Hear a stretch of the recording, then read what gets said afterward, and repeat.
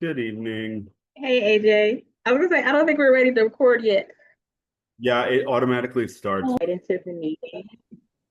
Thank you. So, good afternoon, everybody. My name is Sharonda Watley. I'm Assistant Director of the Strategic Planning Division here in the Department of City Planning, and I just wanted to welcome you all to the August Development Activities meeting.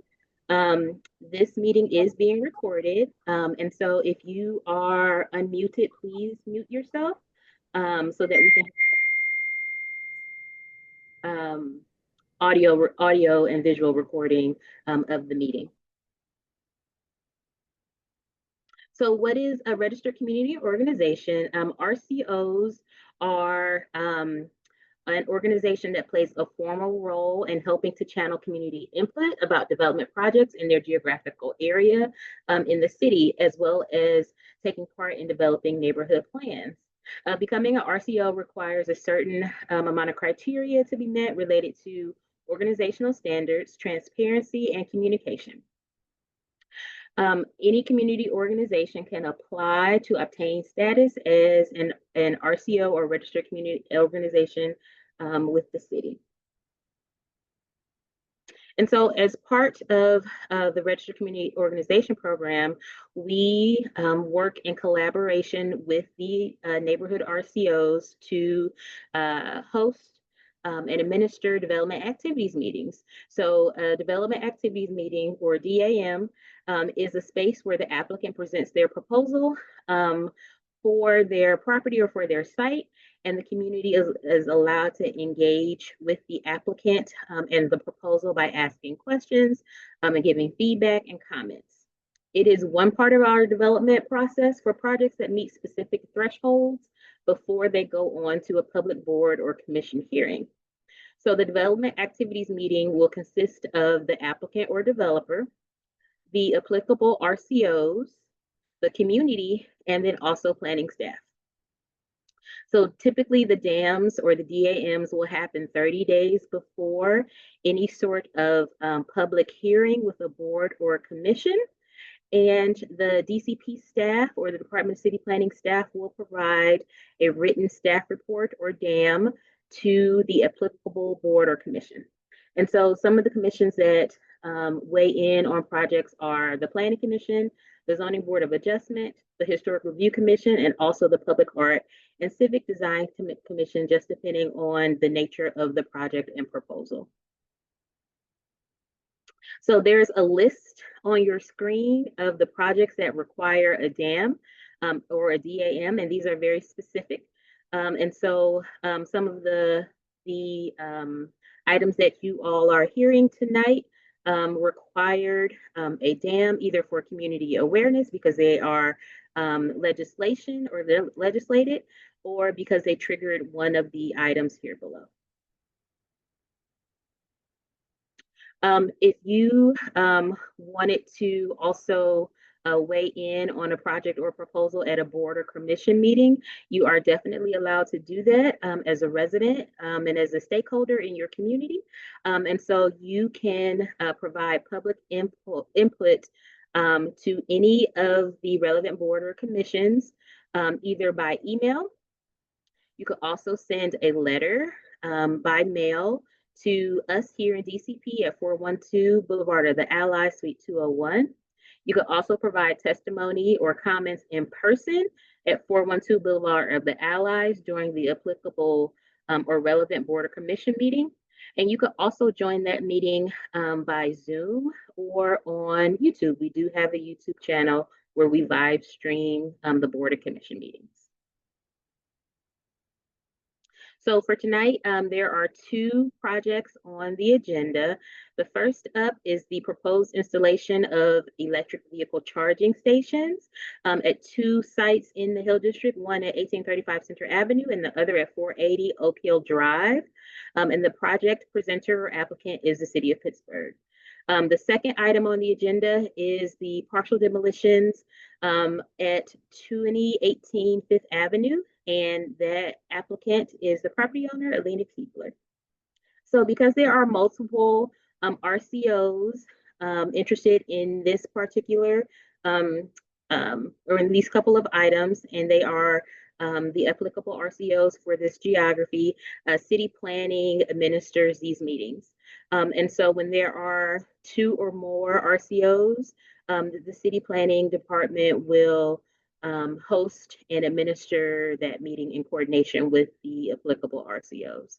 And so prior to the project presentations, we do offer each RCO time on the agenda to introduce themselves and to share a little bit about their work and any engagement that they've had with the project so far. And so with that, we will start with the Hill District Consensus Group. So if there's anyone from the Hill District Consensus Group that wants to unmute and share about your organization and the project and the work that you're doing to date, please feel free to do so. Hi, Sharonda. This is Brett. Thank you. Hey, how are you? Great, great. And we can go to next slide.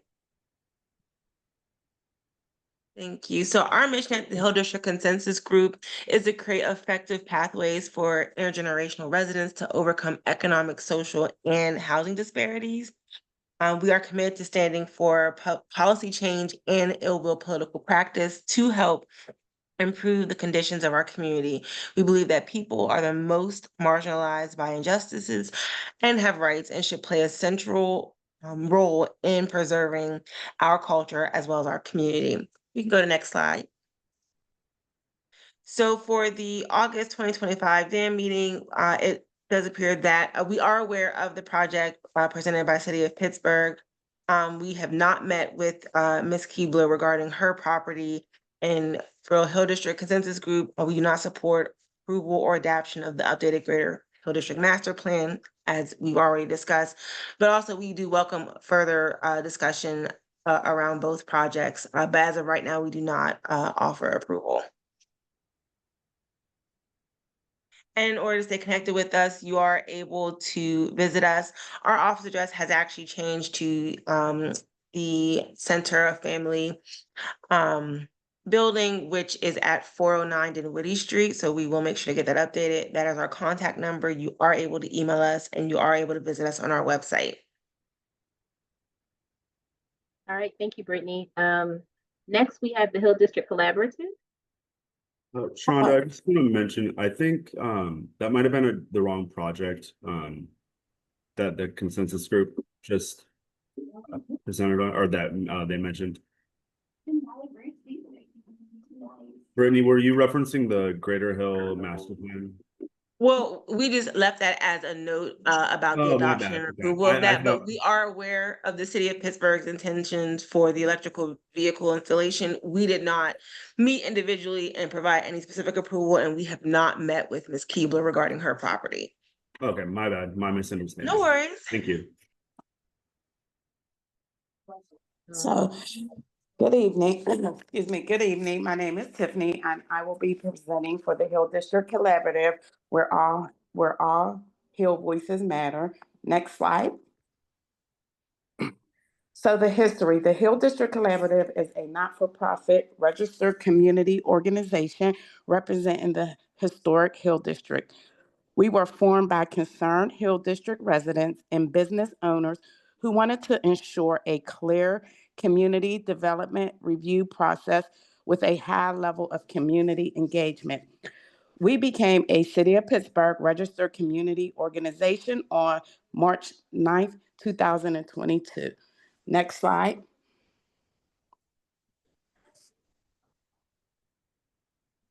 So our vision is to have the Hill District redeveloped into a safe and economically thriving community that maintains its historical culture. Our mission is to inform, engage, and connect Hill District residents, landowners, business owners, and nonprofits so that the community interest and position can influence decisions on real estate development, economic development, and public safety.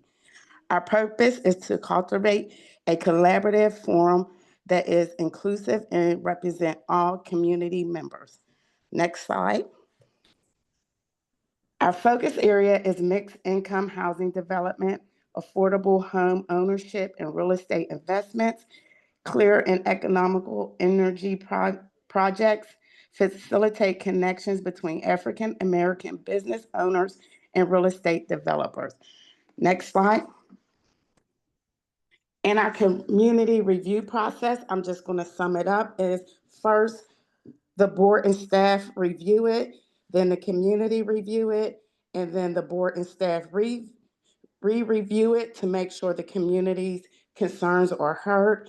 And then we hold the developer accountable to make sure it is in line with the master plan and it benefits the Hill District community. Next slide. So, community engagement and project review. The Hill District Collaborative have carefully reviewed multiple housing development proposals for a variety of developers.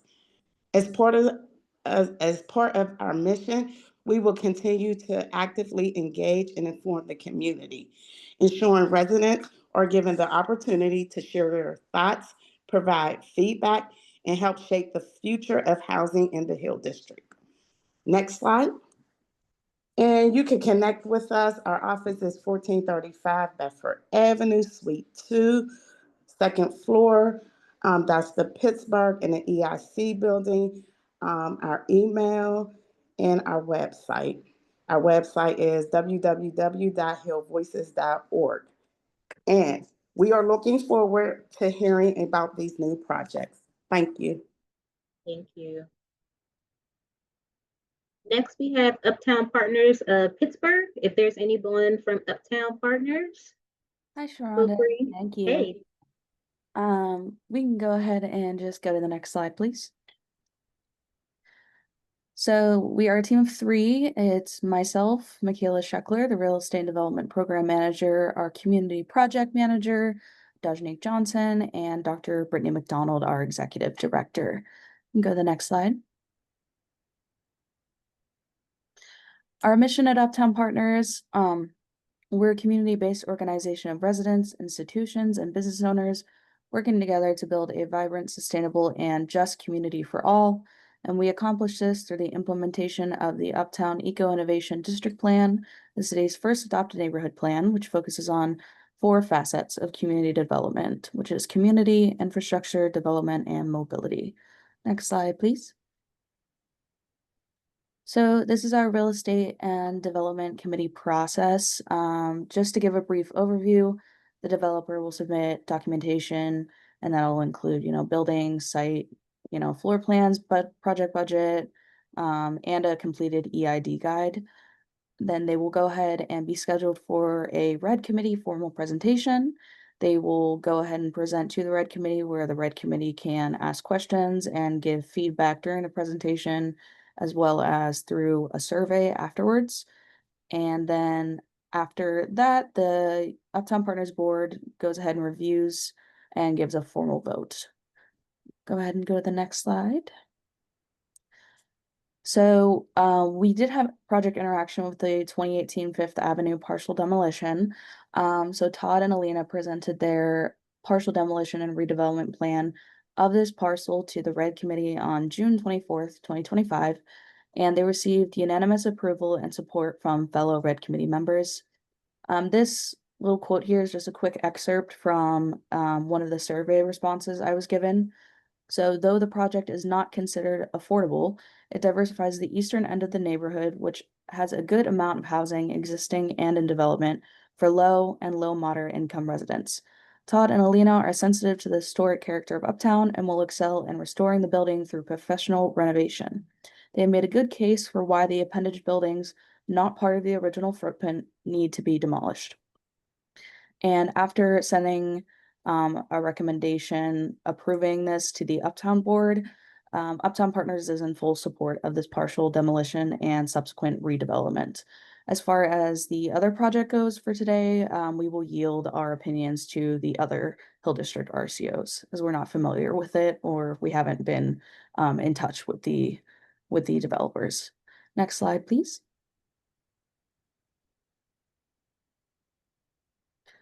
All right, and if you need to contact me, our office is at 1518 Forbes Avenue, Pittsburgh, PA.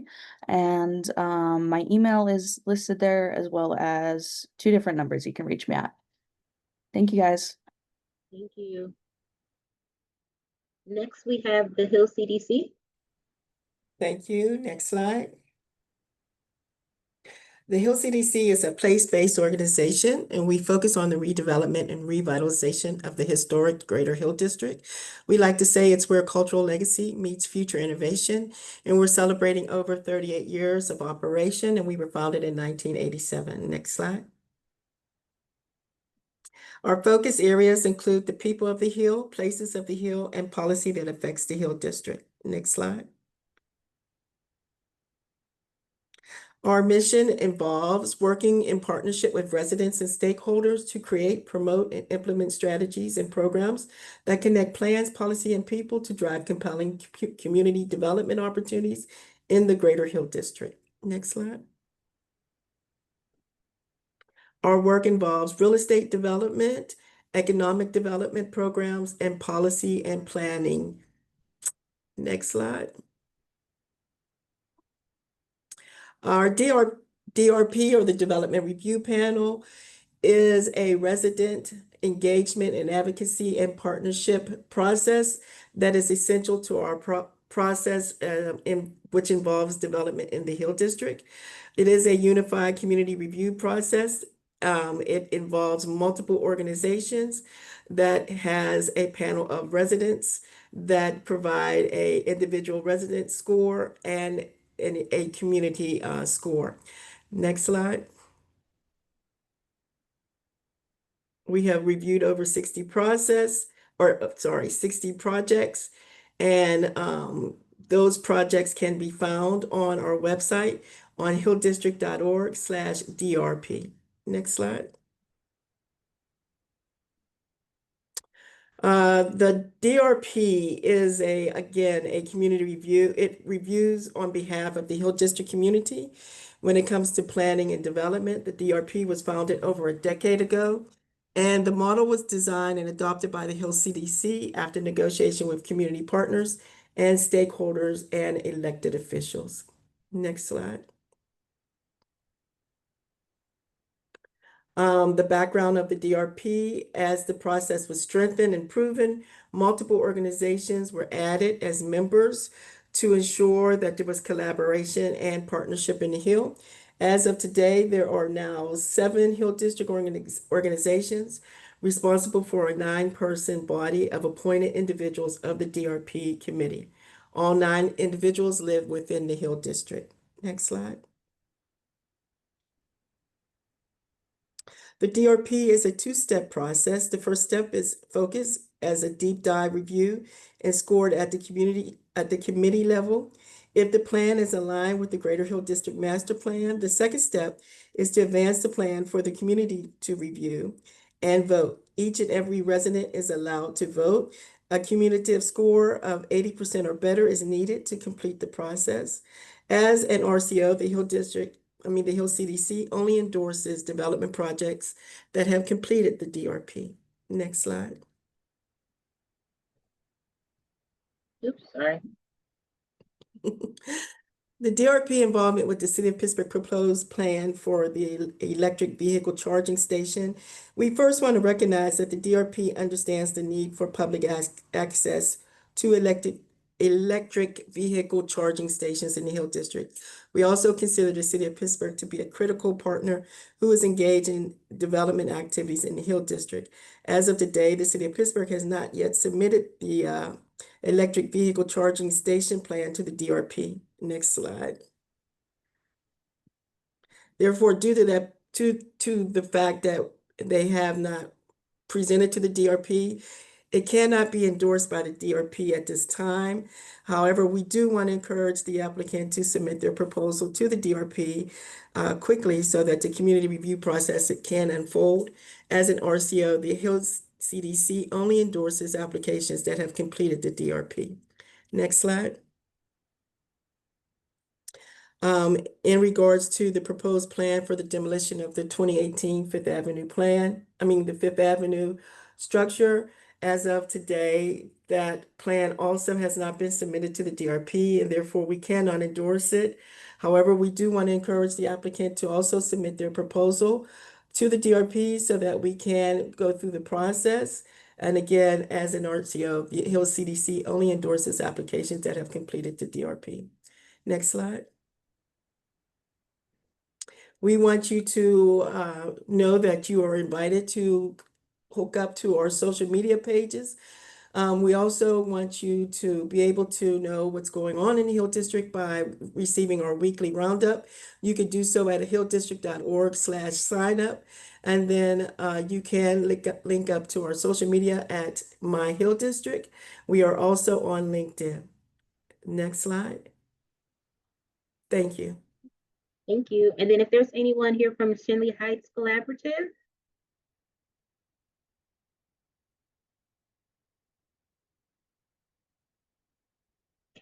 Shenley Heights is another RCO within the Hill District.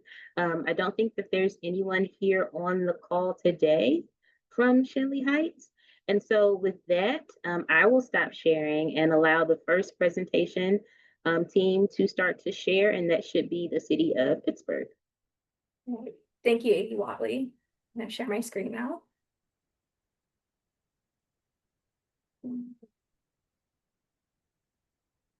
Just a second.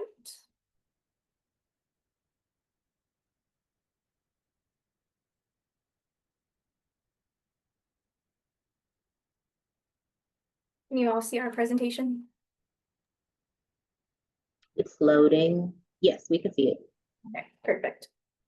Hello, everyone. My name is Ali Azarello. I am the Sustainability and Resilience Planner in the city's Department of City Planning. And I'll let my colleagues on this project introduce themselves as well. Good evening. My name is Mickey Bethune, Policy Analyst with the Department of Mobility and Infrastructure. I was the primary writer for this grant, federal grant application. I think I can ping it over to Bailey. Yeah, thank you. Hi, everyone. My name is Bailey Knapp. I'm a project developer over at Duquesne Light Company. I specifically work on the electric vehicle department. So we help support the city of Pittsburgh in the actual execution of this project. And I'll pass it over to my colleague, Jessica Mooney, to introduce herself as well. Hi, everybody. I'm Jess Mooney. I work in a similar capacity as Bailey at Duquesne Light. We've been partnering with the city on these projects that were funded through this federal program. So I'll let them take it away. Thanks. Yeah, thank you. So I'm first going to start with a little bit about what Pittsburgh is already doing in the electric vehicle space. In 2021, the city published the Electric Vehicle Charging Strategic Plan. And in the strategic plan, it set forth the city's mission for public EV charging. And that mission includes enabling the market by encouraging private investment where possible and where demand for EV charging is greatest, and filling in market gaps, particularly ensuring charging is available to those with the greatest barrier to charge, and also providing and managing EV charging in a financially sustainable manner. Some other goals from the strategic plan were climate action goals to reduce tailpipe emissions. And then a little bit about the city's own electric vehicle fleet. The city has around 174 electric vehicles, which represents about 12.5% of the total fleet. You might have seen some of these vehicles around the city, the Chevy Bolts. And then in accordance with the strategic plan, the city went after a federal community charging grant called the Charging and Fueling Infrastructure Grant. And a year ago now, the city was awarded this grant. And then in early January of 2025, we were able to get a signed grant agreement with the Federal Highways Administration. So why is public EV charging a priority? There is a market growth of EV ownership in Allegheny County. Based on the PennDOT EV registration map, there is a total of about 15,000 registered electric vehicles in the county, and then around 5,000 plug-in hybrids. So with this increase of EV ownership, residents have already started creating their own methods, sometimes unsafe methods of charging their vehicles in the city's right of way. You can see in some of these pictures, people have put up their own signs to reserve a parking spot for themselves in front of their house. People have installed these outlets on their curbside, probably not going through the correct channels to do so. And then also you can see in some of these pictures, cables coming out of second-story windows and across people's sidewalks and driveways, potentially hindering the sidewalk for access. So with this grant, we want to install publicly accessible EV chargers in the right of way to avoid some of these unsafe methods that people are already coming up with. So the CFI grant enables us to install 100 charging ports, which goes towards our goals in the strategic plan. And these 100 ports are divided into different sites, and these sites are broken up into 2 different phases. So phase 1 of this project includes 4 of the city-owned parks and 2 Pittsburgh Parking Authority owned surface lots. And then phase 2 of the project includes the remaining 3 surface lots and 12 community curbside right-of-way locations. And at each of these locations, we are looking to install 2 dual port level 2 chargers. So with the 2 dual port chargers at each location, there will be charging access to 4 cars total. So 4 parking spots in the respective locations. And then a little bit about the timeline. For phase 1 locations, we are looking at implementation and installing the chargers in late fall, early winter of this year. And then phase 2 will be implemented in about a year from now. So talking about a little bit about the different types of EV chargers, like I mentioned, there are 3 different levels, level 1, 2, and 3, and the higher in level that you go, the more miles of range you get for the per hour your car is being plugged in. And like I said, we are looking at the level 2 chargers for this project. You see these level 2 chargers in places like single-family homes or multi-unit residential spaces, also in the workplace and public and fleet applications. So with these level 2 chargers, you get around 10 to 30 miles of range per hour your car is being charged. So for example, if you are going to the grocery store and there's a charger in the right of way by the store that you're going to, and say it takes you an hour and a half to do your grocery shopping, and you're already going to this location, driving to this location and parking. If you have an electric vehicle, you can plug your car in, and then within that hour that you're at the store, say your car is at 20%, you might be able to get up to 80 or almost a full charge. Bailey, I don't know if you have anything else to add about the different levels of chargers. Yeah. So for the level 1, what I like to mention, it's pretty much the same level that comes off, your typical just house wiring. So I like to say it's the same power that powers your toaster. So it's like 2 to 5 miles of range. These level 2, and specifically for this project, they're looking at the 19.2 kW chargers, which is about like in the middle range of where those go.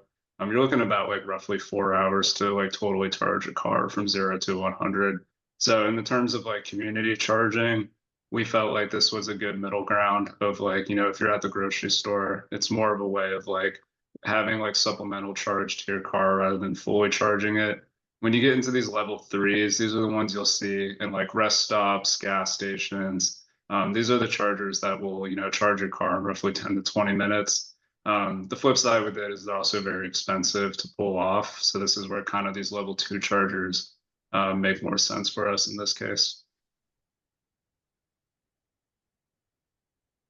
And you want to continue talking about the Duquesne Light program? Definitely. So Duquesne Light, we have the community charging program. So this is kind of our partnership with the city of Pittsburgh in this aspect. So we partnered with the city on the grant and also matched $560,000 to carry out a portion of our own projects within. And then we also offer technical assistance through our program. So when we talk about barriers of entry to EV charging, there is the cost of the infrastructure required to make a lot of these projects happen. So if you look over to the graph to the right, this is what a typical setup looks like. So you'll typically have transformer upgrades or coming off an existing transformer, the service, the meter, the panel. So these are obviously a big cost just to get the charging station actually there. So this is a part of what our program does. So everything in orange is covered by DLC through the program. And then what we're assisting the city of Pittsburgh with in this case. And then these grant dollars are also going and what the customer would be responsible for this case is the actual charging station in blue. So our goal here is to make it a lot more affordable to pull off these projects. When we look at PlugShare, which is a website that shows local charging stations in the area, the Hill District actually doesn't have any public charging. So as we move, and especially as electric vehicles go down in cost over the years, it's important for us to get modern infrastructure in place, and this is a really good opportunity through this grant to make it happen, especially with administration changes and priorities changing. This is a really good chance to get new sustainability goals and infrastructure in neighborhoods like the Hill District. Thank you. Hmm.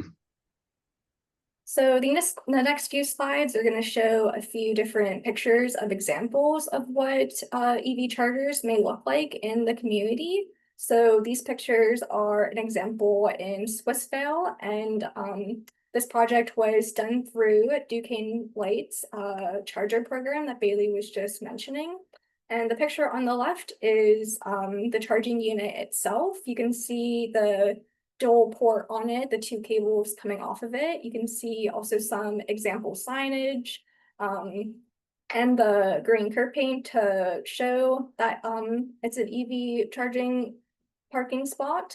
There's also like a tap to pay system on the charging station. A lot of the vendors come with like the tap to pay. They also have, apps to notify you your car is almost done or how long that you've been charging for. And then the picture on the right is an example of some of the electrical infrastructure that Duquesne Light put in through their charging program. And like Bailey mentioned, this infrastructure was covered by Duquesne Light in their program. And then also on the pole next to this CT cabinet, there was a transformer up there.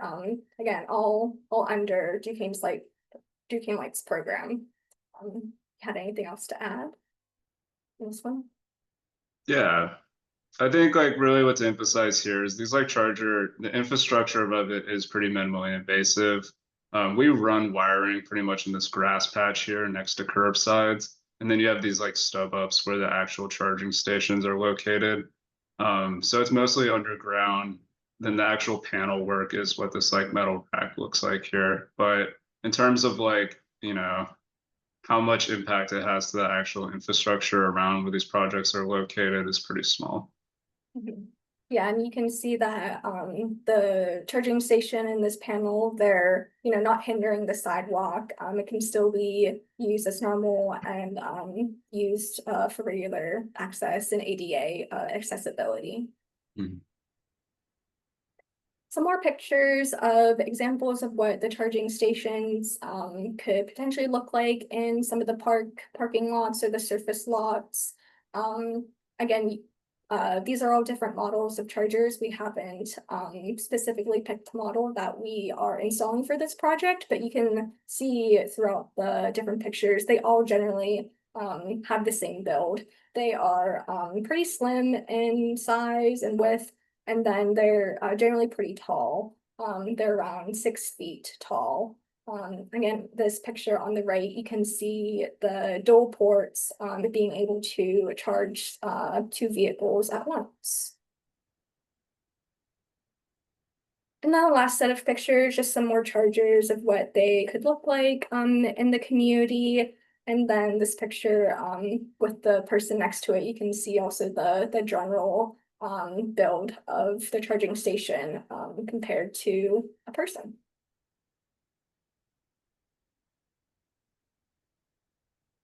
Awesome. So the next question is, how did we determine where all we should place these throughout the city? So of course we had equity in mind, and this is some maps based on census blocks around the city showing areas of inequity. So the deeper the purple, the more inequity there was in that particular region. Under the federal grant previously, they had some federal maps that focused on the Justice 40 neighborhoods, which is similar measures of inequity. And the grant did call for us to invest at least a minimal of 40% of the dollars to benefit such areas. Obviously, unfortunately, the Hill District hit a lot of those inequity measures. And so we wanted to make sure that we address that with this opportunity that we had. Next slide, please. And so here is a map of the initial proposed locations that we put down.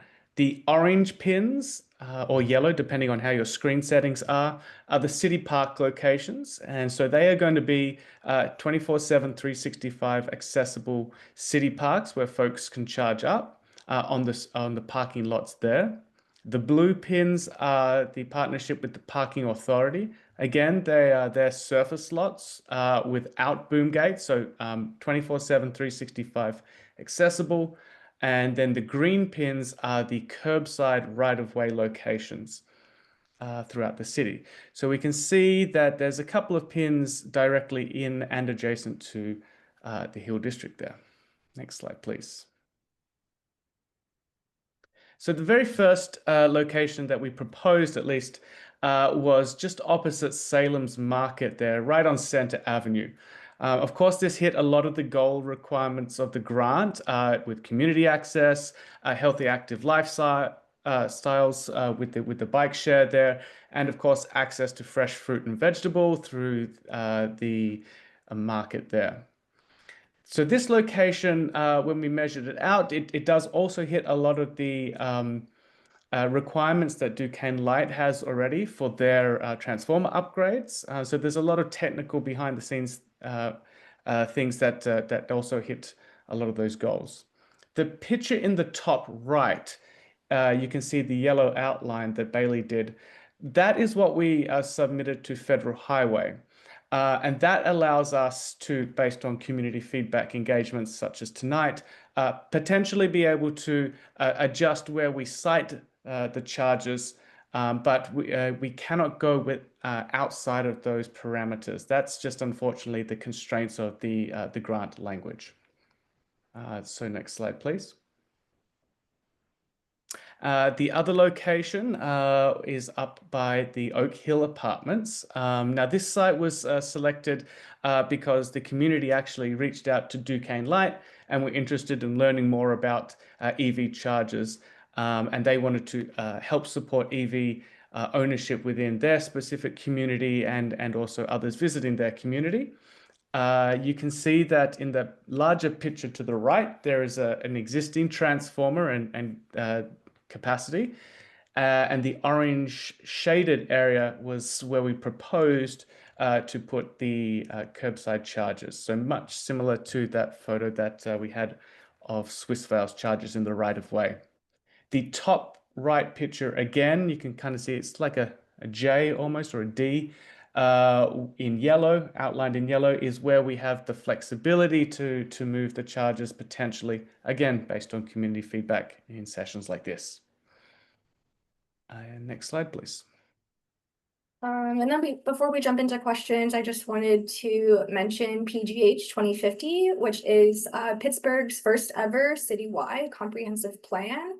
A lot of the things that we're doing in this EV charger project go towards the goals that we have in this comprehensive plan.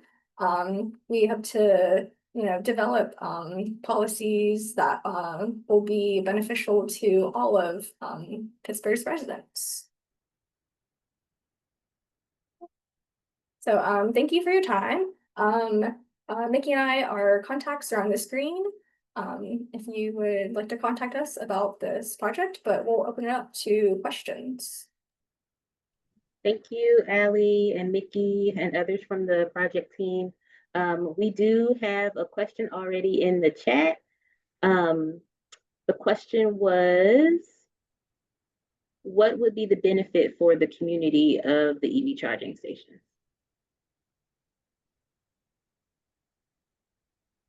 Or I can answer that one if you want. So the benefit with the EV charging for the neighborhood, expect like I was mentioning earlier, I think is like EVs have a higher adoption rate, and we think over time that the actual cost of EVs are going to go down, and it could be a more like standard vehicle, especially when we talk about cost of ownership is lower, your fuel costs, your maintenance costs, with hopes that the actual barrier for the initial purchase goes down, or especially as used cars become more affordable in the EV space, that this actually makes more sense as like a vehicle that someone would want to go with. And then from the actual money infrastructure side, so the city of Pittsburgh and, you know, Duquesne Light is a partner. We got this community grant for these charging projects, with also the unsure of, you know, of how much this money would generally be around in a lot of like sustainability efforts in the future.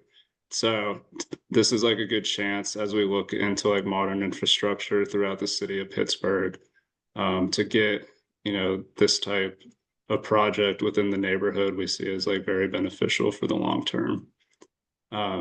And this example of on Center Ave with like St. Louis Market here, if you're already going to this area, and even though there is a parking lot, if you have an electric vehicle, just if you park on the right of way here, and you're already going there, already driving, even if your car is in low on charge, say you're at like 50 or 60%, but you know you're gonna be in one of the stores for like 30 minutes to an hour.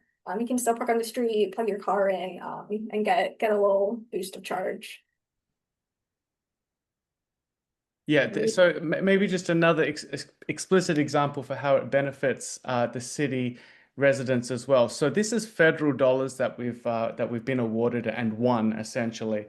So we're using these first few projects to determine which policy will be best for the future of siting EV chargers long term. Is it best that the city owns and maintains the sites such as these? Or is it better that we, say, for example, permit out curbside locations and allow the private sector to invest and run and operate them, much like a traditional gas station would? So there's a lot of kind of policy analysis and research that these federal dollars will help benefit our DOMI's future policy developments around EVs.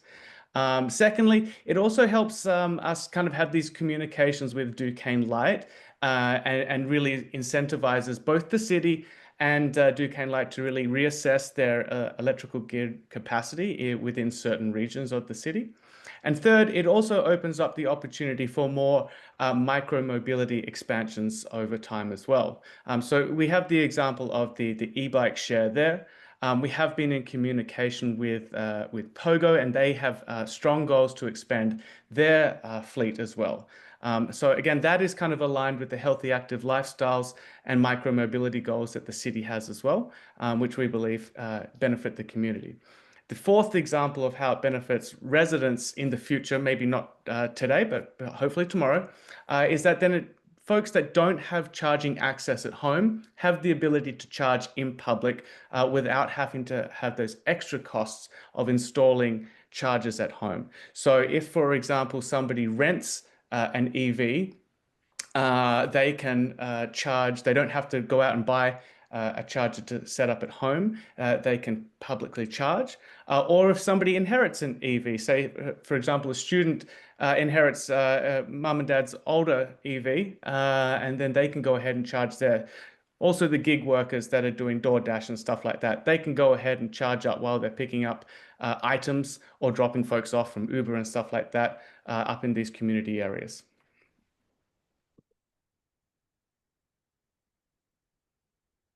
We do have Tiffany.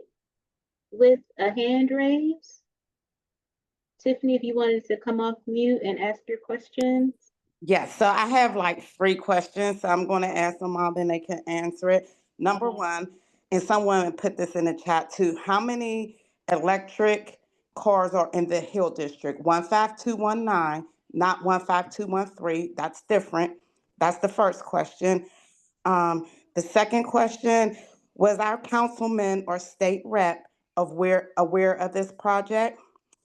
The third question, have you talk to any of those businesses before you're taking up parking spaces that can affect their business? Y'all already put those bikes that took up space, now you're gonna do this. And number 3, this is a statement, please, just do a little more research before you come and talk about our community, because y'all keep saying barriers. We don't even have a grocery store. So I'm quite sure an EV charging station is on nobody's mind in the Hill District. And the store is closed. So you're not even gonna be in the store for 30 minutes because it's closed. Yeah, thank you for that feedback, Tiffany. I'll start by answering your second question about if the council members were notified of this project. And they were sent a memo outlining all of the details of the project and also of this meeting, the stand that we are having tonight. So yes, just quickly answering that question, yes, we did notify the council member. Yeah, and also moreover, before we ever do a grant application, everybody at all levels of leadership needs to sign off on it as well, for sure.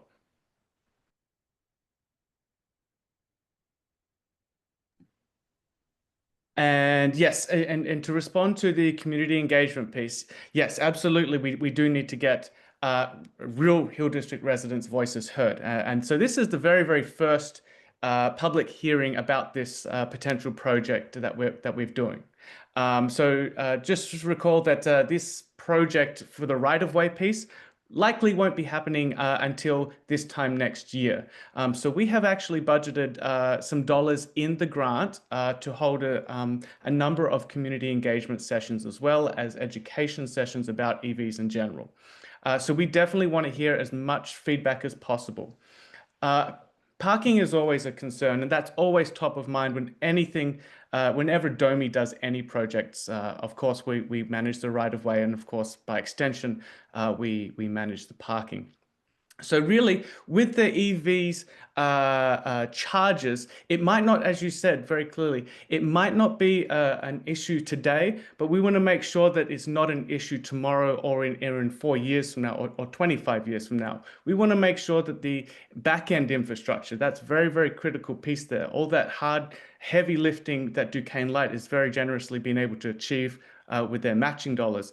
All the back-end infrastructure is going to be there to support not only EV chargers, but other technologies as they become available and the future of the grid of certain regions of the city as well. So while the front-facing outcome is potentially EV chargers there, all the back-end stuff that is going to help communities in the future is already going to be taken care of. So there's some double wins, I think, with these federal dollars.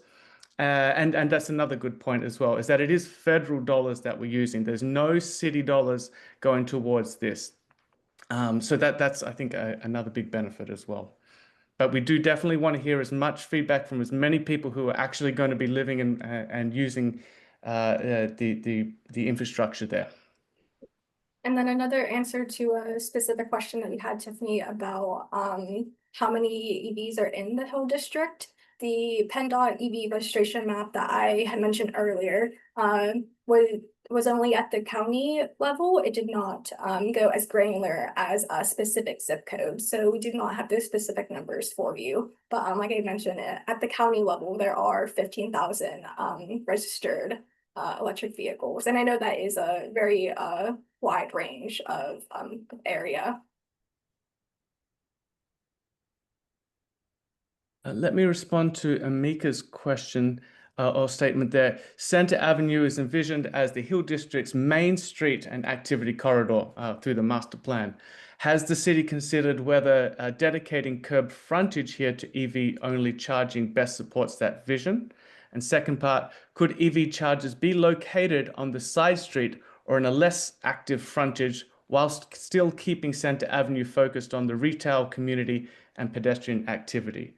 Part two, Amika, yeah, absolutely. With that yellow polygon that Bailey was able to draw with the GIS map right there. So that's all the region that we're allowed to kind of flex where the charges go. Of course, there are, you know, engineering constraints and ADA accessibility constraints for where we can physically place them. And so, you know, at face value, excuse me, Center Avenue was wide enough. It didn't adhere to any wheelchair access. And, you know, Ali and I were physically out there in the dead of winter with Jess and a measuring tape, making sure of that, all up and down that street. So we have actually been out there and done a lot of groundwork, and we hope to get out there and do some walkarounds with some actual engineers, and then they can help advise at the best locations as well. Pedestrian activity and of course ADA access are front of mind for any project that DOMI does. Safety is the #1 priority. And I think that safety piece actually leads into Pastor Lisa's comment there about cords. So the challenge with folks running cords out of their house and why that's not safe is that we don't always know what all they're plugged into.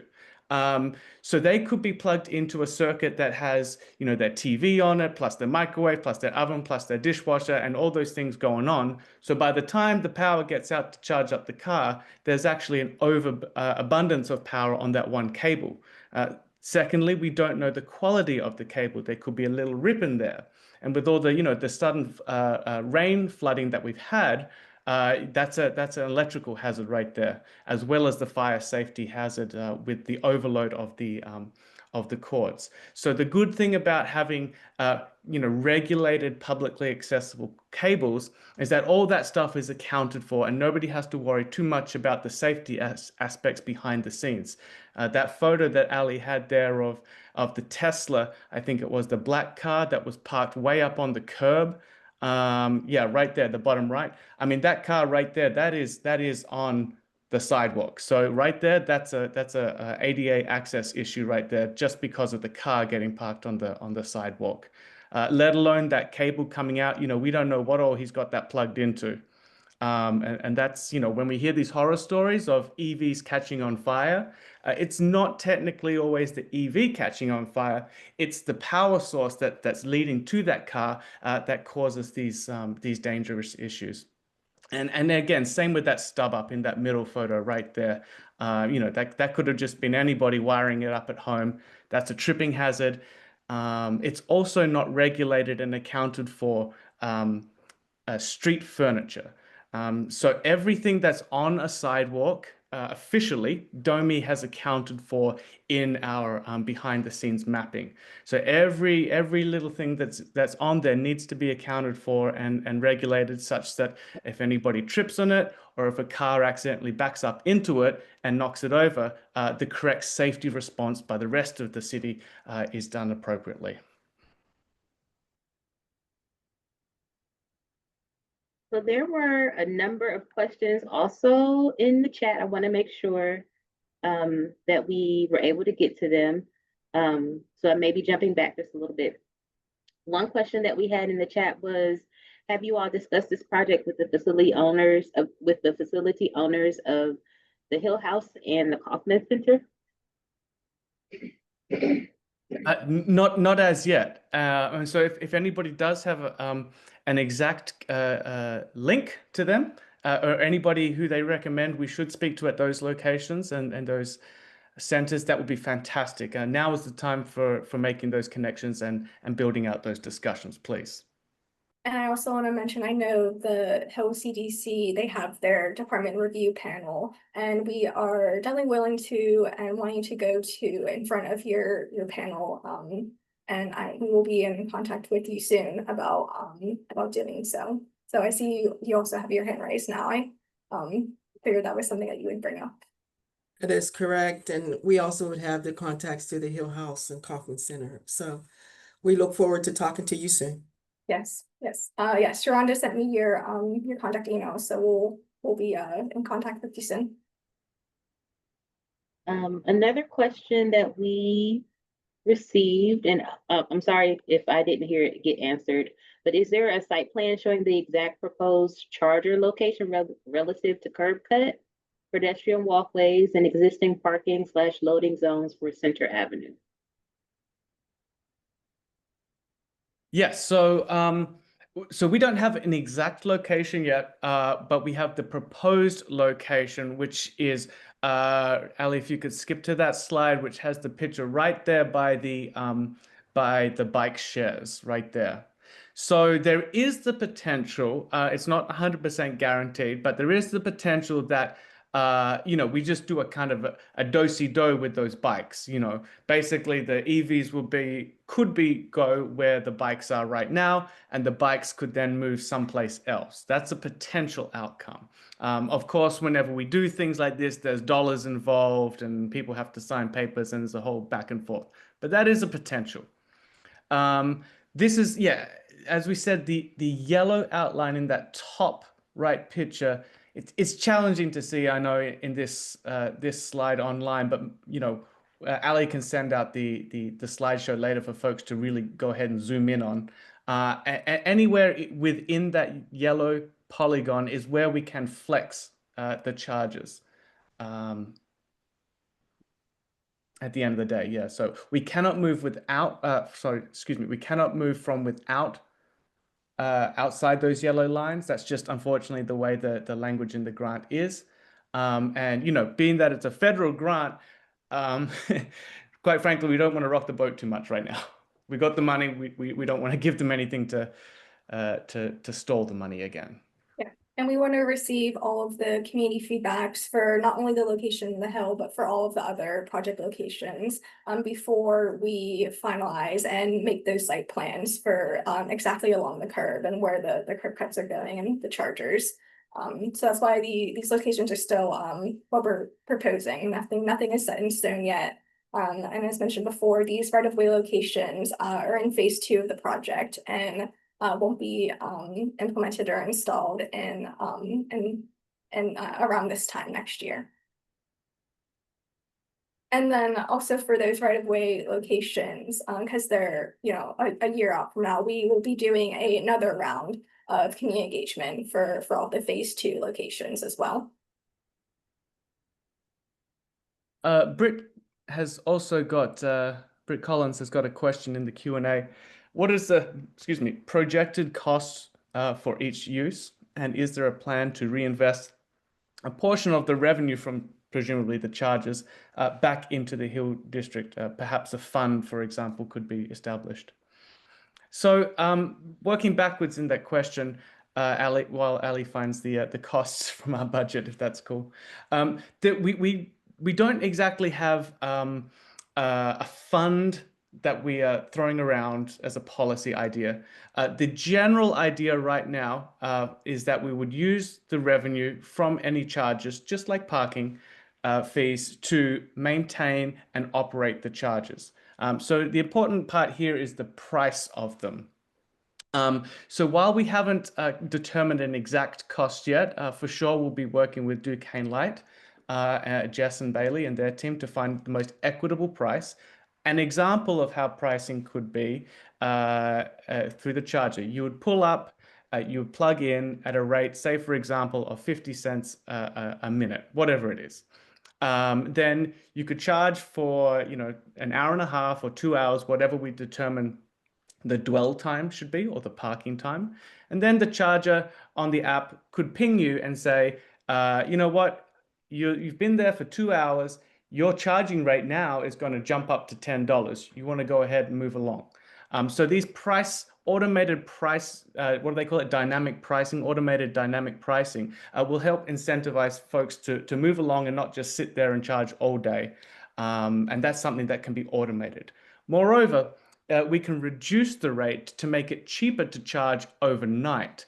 So folks that maybe are a gig worker, maybe they're doing some late night Uber runs to and from the airport, for example, 2, 3 a.m.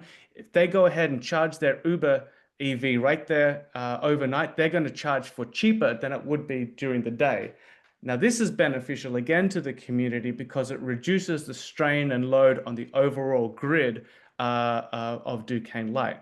So the more EVs charging overnight benefits folks because it's cheaper, and it reduces the strain on the Duquesne Light's electrical grid overall. But Ali, have you got those numbers for each site? How much a unit costs roughly? I do not have those numbers now. Maybe Jess, I don't know if you can remember off the top of your head. Not for the individual like units per site. I don't have those numbers. We can definitely go ahead and look at the budget and then send that out in a follow-up email just to answer that question explicitly for Britt. Tiffany also said the Hill CDC isn't the only ROC we should be talking to. I think Ali, you covered that, and that we definitely want to hear from as many voices as possible. And we are doing this with all the locations throughout the city that we have proposed.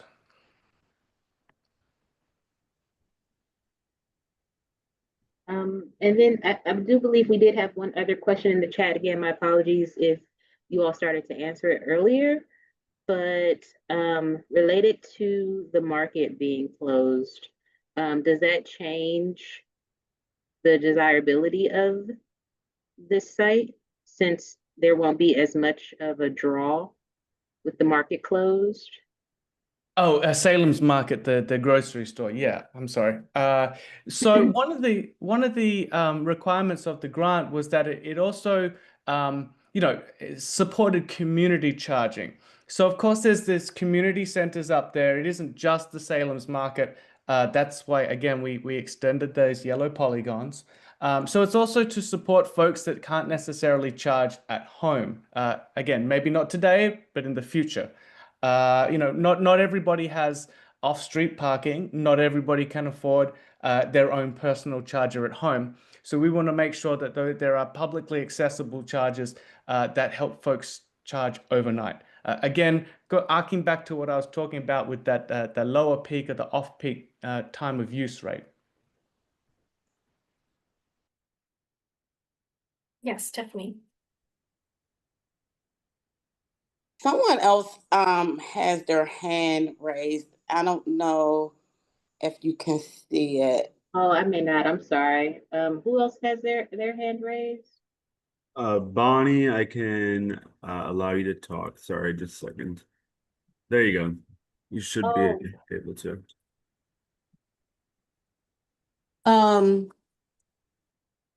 So yeah, there's a lot of questions. Number one, we went through a whole LEAP process, local area action plan process, and it doesn't seem as though any of the content from that plan is in here.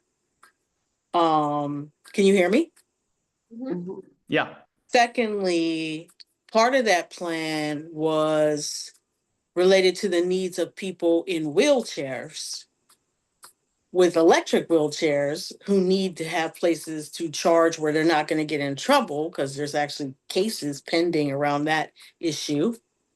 And those were the kind of needs that we talked about. We also talked about in that plan issues such as how are things like what is proposed here potential contributors to gentrification and displacement, and how can those kinds of considerations be offset?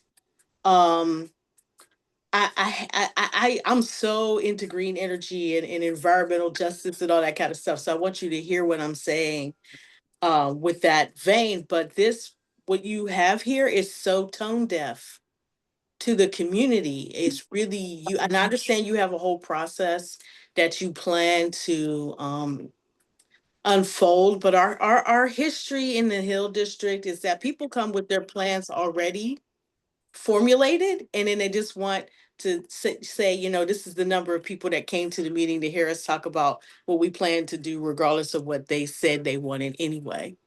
So I guess the main thing that I would like you to Yeah. address is how are you going to address the needs of people who need energy to charge their wheelchairs? Yep. Because that is an actual concern that has come up.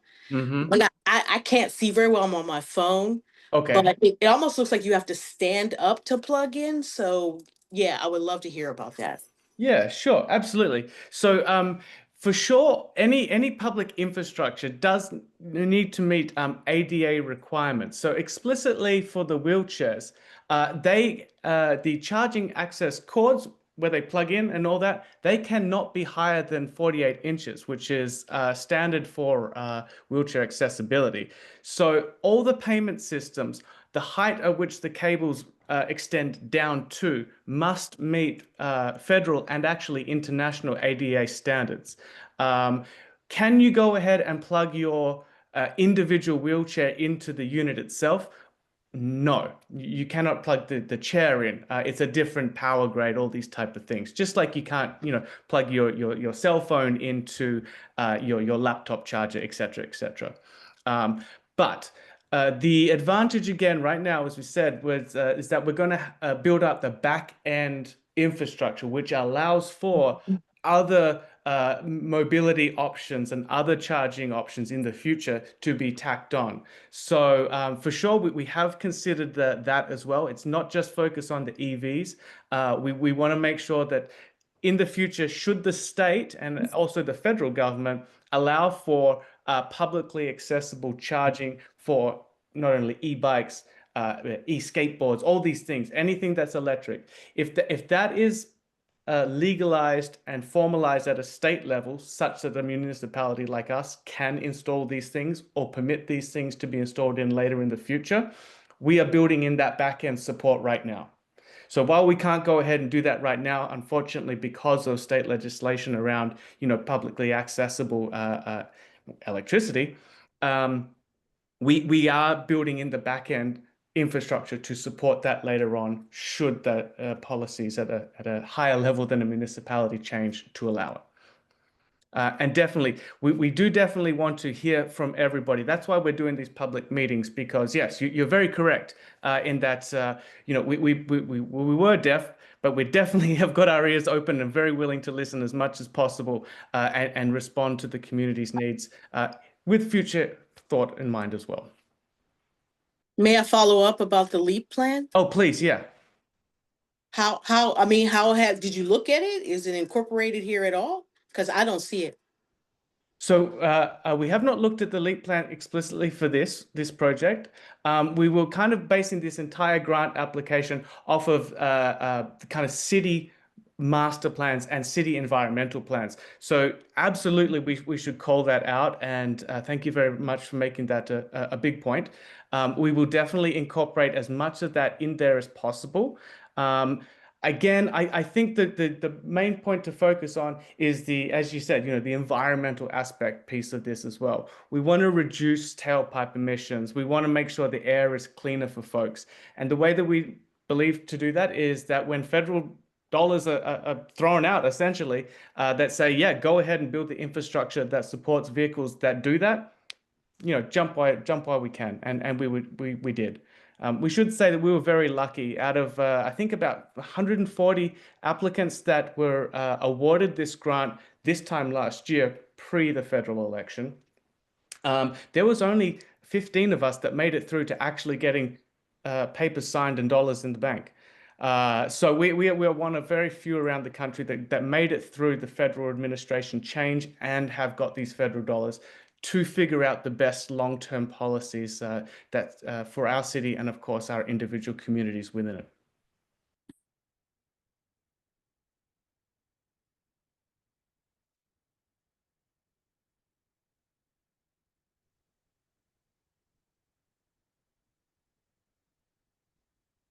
Just scrolling through to see if there are any other hands raised. Hey, this is Tiffany. Tyann said that she has her hand raised. She's on an iPhone. Tyann, you want to go ahead with your I question? think I have to give her access. Sorry, let me find her on here.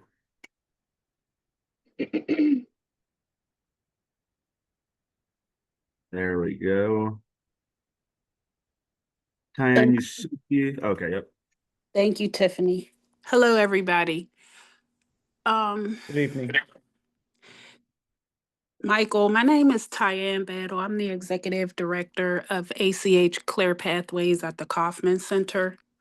Actually neighbors with the Hill House. And this is the first that we've heard about this project.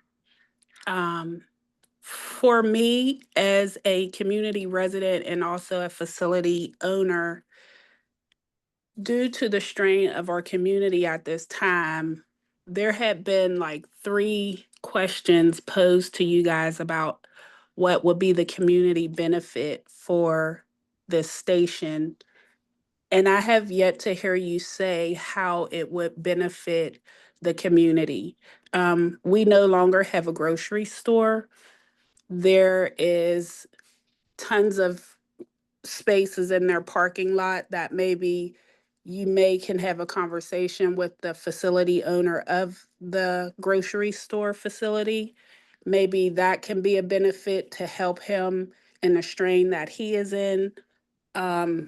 There, there can be conversations had, but to me, it sounds as if you guys are trying to put the infrastructure together, which I get that. And I'm not opposed to it. I think for me, for it to be on our corridor and we are trying to rebuild and bring economic development back to our corridor, it's kind of frustrating. So if you can please just start having these conversations within the community Yeah, and talking with people who own facilities, yeah. who work in the community, because to be honest, there's not too many people in the community with electrical vehicles.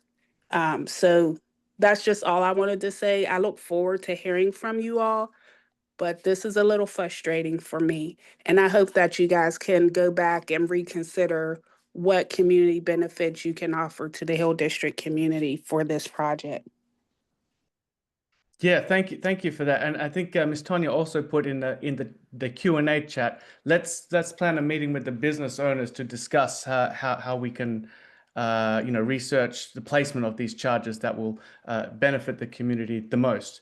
Yeah, so for sure, if I can just arc back to how this benefits the community of tomorrow, that's really the point here is that yes, right now, was it Monday?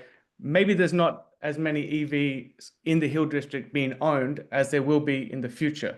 The whole piece with this federal dollars was that they were allotted to support the back end infrastructure with foresight that there would be more ownership of EVs, years to come. And so the Justice 40 initiative that was under the Biden administration was really to say, okay, well, if we're going to build 2 roads, let's make sure one of the roads also hits the areas that were previously not invested in strategically, unfortunately, over time. So now, yeah, okay, there's a lot of EV ownerships, and I'm sure we can guess which neighborhoods have got more EVs in them currently. But we don't want to just throw charges at them. We were, I think this is what, $4 million that we won to build out EV infrastructure equitably throughout the city. So we want to make sure that when we're doing this, we have these kind of corridors in mind of where future growth will be. So we want to make sure that when we have the federal dollars to do this now, that it will benefit the growth of tomorrow. So 100% hear you that we definitely want economic increase in this corridor. Unfortunately, we can't, again, due to the constraints of the grant, we can't partner directly with private property owners and put those charges on the private property. They have to be publicly accessible. Right. No, I definitely, I get that. I do. Yeah. I truly do. But I Yeah. think that's what a lot of us are saying on this meeting tonight is the conversation should have been had before you went out for the grant. Because Right. that way you would have known what area of the Hill District may be more Mhm. beneficial, how the Mhm. residents feel. I mean, because Mhm. we're not opposed to it, don't get me Yeah. wrong, but Yeah. it's just our corridor that we are trying to rebuild. And to Yes. be honest, federal dollars can help us a lot, but just not with charging stations. Yeah, no, I hear you. Yeah, to be sure, we did have conversations before this with all the city council people and also my domain leadership. Remember, this grant was written, when did I do it? 2.5 years ago now, I think. So yeah, I did go through the chain of command. I did have meeting with council and OMB and Mayor Gainey's office for sure as well. So I can't write any grants without without the mayor signing off at it and council voting on it as well. The grant was also passed by all council members as well. So everybody who should have seen this has seen this and is okay with it as far as I'm aware. Yeah, but they're not the community. They're So not. Yeah, that's what no. I'm trying to say. Yeah, Yeah, that's not, definitely. that's a bad statement that you just made. You might want to look at the tape and rethink that. Okay. Because if you're talking to us, then you need us. But Yes. you didn't speak to us in advance. So no, you No. didn't. You did not talk to everybody who needed to be talked to. So you really need to rethink that statement that you just made. Yeah. It's actually Okay. it's very insulting, actually. Okay, yeah, I'm sorry. I apologize for that. That was definitely not my intent.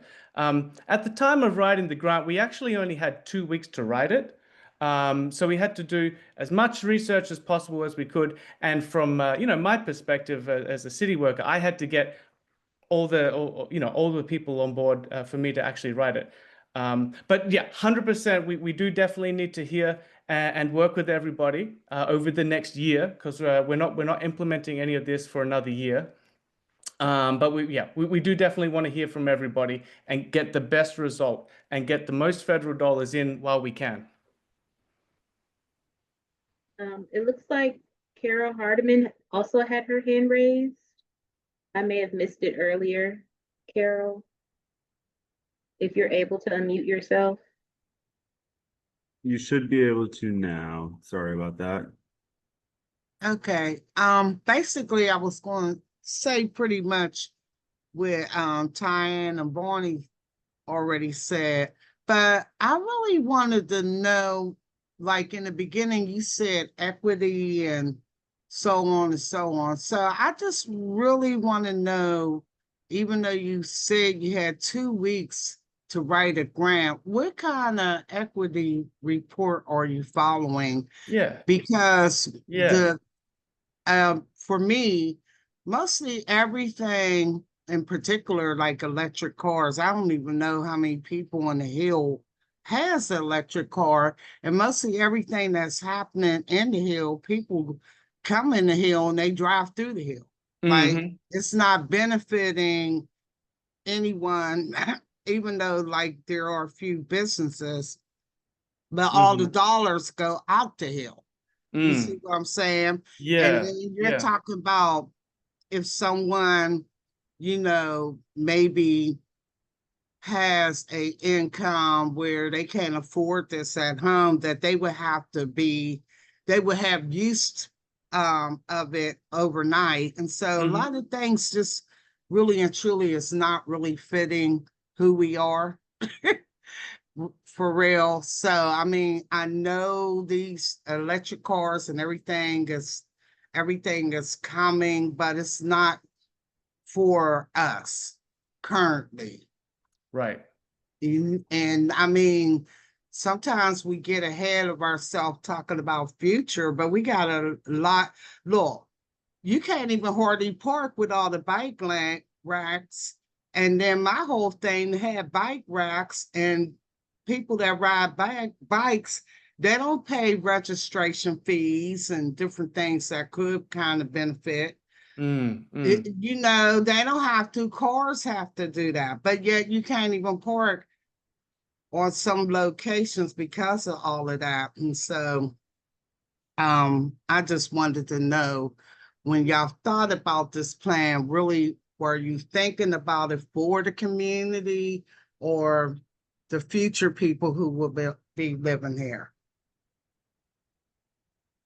Yeah, I mean, I definitely hear those concerns, and you know, I can only do so much, you know, with local dollars.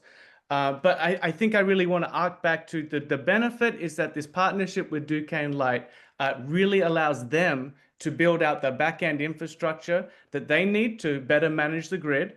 And that is really honestly the immediate benefit to the Hill District community right here is that in the very, very short term, Duquesne Light is going in and, you know, updating the system directly on this corridor, which will then again support future developments, whether it be EV charging. Now, Michael, I'm not trying to cut you off, but like Bonnie said, we did a whole LEAP project or participated almost for 2 years. Duquesne Light was around that table. This is what I'm saying also. They could have easily said, and we had the electric car idea. Then Bonnie, we did have it where we felt like, okay, maybe we can have it where if folks traveling through Heron Avenue or what have you will stop, and then some of the, you know, money would be fed back into the community like a trust fund. Yeah, it Right. was discussed. Yeah, and that's Right. my whole thing. The Right. people that really say they want to do this and help and equity, they really and truly are on the forefront for themselves. And that just don't make sense. Now, another thing too, they're willing to do electric car Mm. or provide, but if somebody gets a utility shut off, they just Mm. shut their utilities off. Mm. And so, I mean, I know this conversation ain't, but I'm just telling you, this is what goes on in our community. And it just really needs to stop because Duquesne Light really could have had said, and the city, well, we know y'all working on a LEAP project. We'll help y'all. We'll do this. We'll do. No, they just left us like low hanging fruit in the tree. Right. Right. And like figure it out yourself. So that's all good feedback for you to feedback. Right. Right. Yeah. Absolutely. Absolutely. Yeah, because the equity and all that, them ain't nothing but buzzwords if Yeah. you're not gonna, you know, have your heart really on your sleeve. Yeah. Or, you know, Yeah. some really good intentions about using that. I'd rather for you to say we're doing that. Don't say you're doing equity at the forefront. Yeah. No, I hear you. I hear you. I hear you. Thank you. I think I think we have another question from the Hills CDC. yeah, I CDC, yeah. also had a question. I think something you said earlier about people with wheelchairs or motorized mobile devices would be able to connect as well. Is that like a current potential benefit? I know that you talked a little bit about what can happen in the future and you know what you all think will happen in terms of the increase in EV vehicles, but a current benefit to the community. I think as you all have these conversations, I think really focusing on that as well as having the broader conversation with the community about some other benefits that they might want to experience with these installations. Yes, I hear you 100%. Yeah, I want to just be clear on that, you know, kind of other mobility plugin. So unfortunately, right now, there's no state or federal legislation or policy that allows us to tack on essentially, you know, a plugin for electric wheelchairs. We just don't have that legal authority to do that. So that's a kind of a hypothetical. The ability for a micro mobility charge station, like, you know, the scooters that they had for a piece, these electric bikes shares, these type of things can plug into the back-end infrastructures that Duquesne Light is building out with their Make Ready program. So it's not directly an individual who has a electric wheelchair can go up and plug in, but, you know, other micro-mobility providers can tack in on that, but not just micro-mobility chargers as well. It's also the LED conversion build out that the city is also doing as well. All these power analysis that goes on behind the scenes hopefully makes for a better grid specifically around these areas as well. And so while the yes, to some of these examples, the immediate benefit to the individual might be kind of more behind the scenes from a grid capacity management perspective. Hill, CDC, you've also got your hand raised. Yes, I have a couple questions. The first one Please. is, what demographic data are you using to determine who the future residents or users of these stations are going to be? Like, what data are you using that we may not be aware of? Good That's question. my first question. Yeah. Allow me to please answer that. The data that we used was the Justice 40 equity scale that the previous federal administration had put out.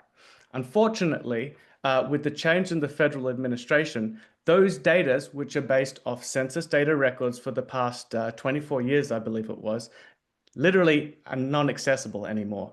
So all those equity measures that the federal government basically charged us with to write the grant, you can't find them anymore. The best that we can do right now in this very moment is to go through and look at any census data that is out there at a federal level. And we can all access that on, what's it, census.gov.bau. I can't remember the exact website, but you can just go ahead and Google it. The inequity scales, which was a city equity project that one of our interns did a number of years ago, that's on the screen right now, the purple highlights, is very much as close of a snapshot as we can look at now to what the previous federal administration put out. So to give you an example of to how we developed this grant, basically the map, let's call it that purple one, was given to us by the previous federal administration. And they said, this is your equity measure, quote unquote, as you rightfully said, for writing this grant.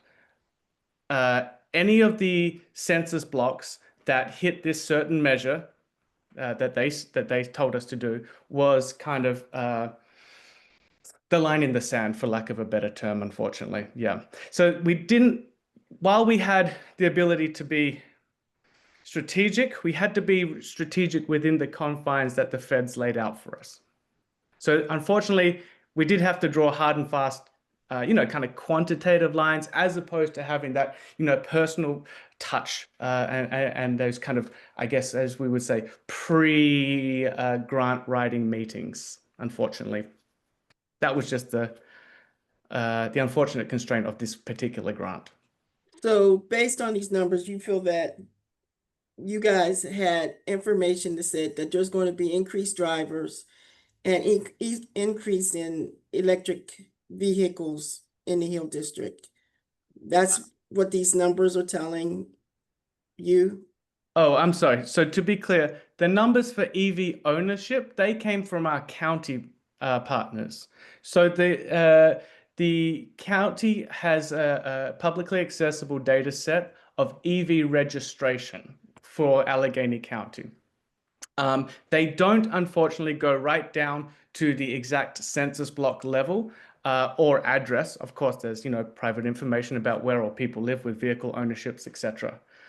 So we have to take the large set of numbers from the county level and then look at some of the trends over time that we see in similar cities from around the country, and then make our best judgment based on some analysis as to where we think the market will grow for EV ownership, both in terms of first, primary cars, second-hand cars, and third-hand cars. And the price, kind of when you put the two charts together, overall, the cost of buying a used EV now is actually a little bit cheaper than buying a brand new equivalent. And so we think that more people are going to be choosing a cheaper secondhand EV with still a lot of good miles and good bones to it than they would opt for buying a brand new gas-powered car, if they have the charging infrastructure to be able to charge. So then my next question, and it starts with a statement. It Yeah. seems like to me that this was done backwards. Like the city, I believe they know the process that happens with the Hill District Community RCOs.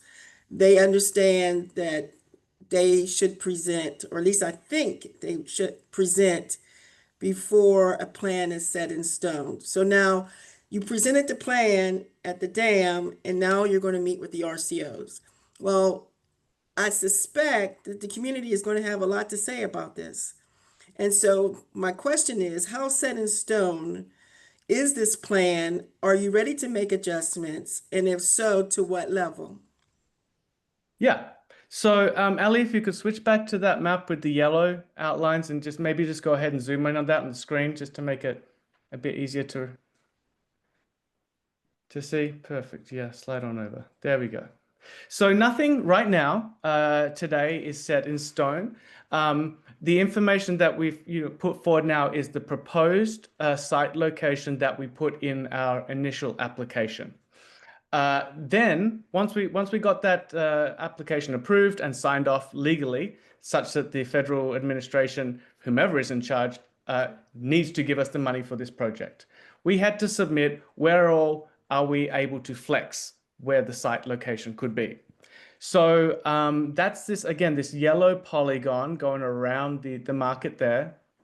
Anywhere within that space, assuming that there's capacity from Duquesne Light at the proposed location, we can flex the charges.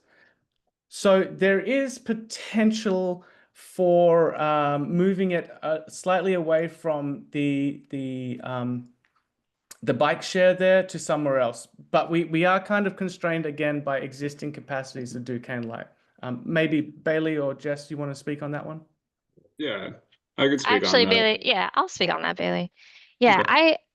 I'm very much hearing what you guys are saying about we need to like maybe take a step back and have a few more conversations. And I think if we need to be flexible, I think we should try to figure out how to best be flexible in working with the community to do that and find the best location if there is one in the Hill District. So I really do think um, I really respect what you're saying about maybe we went around this backwards and that there needs to be a lot more conversations about this one. I think, we can as far as Duquesne Light's concerned, we can certainly look at other places that have capacity for EV charging. So I think my big takeaway from tonight's meeting is how do we have more conversations and how do we be flexible and with what the community wants to do here. So that's my major takeaway. I would add that if you don't have, I'm sure we all will supply our contact information so that you Mhm. can meet with the RCOs and that we can have these conversations Yeah. with not just the RCO representatives, but with the actual community themselves. I think that's really critical in this situation because there is such a big need, especially on Center Avenue, especially right now.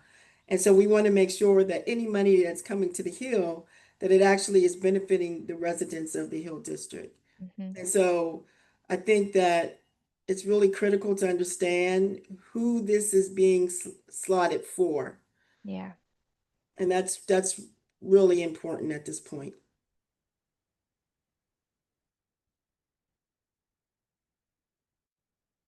Nikki, yeah, I feel like our next steps could be having some of these additional conversations and I was taking notes and for sure was taking all the feedback to heart. So I think we have some more homework we need to do. Yeah, absolutely. Yeah, that's what these meetings are for. We appreciate you all. Thank you. I can put our contact information back up on the screen for you if anyone wants to take a screenshot of this, just so that you have ours if you want to contact us further about this. But I also have the RCO's contact information from A. Watley, so you'll be hearing from us as well.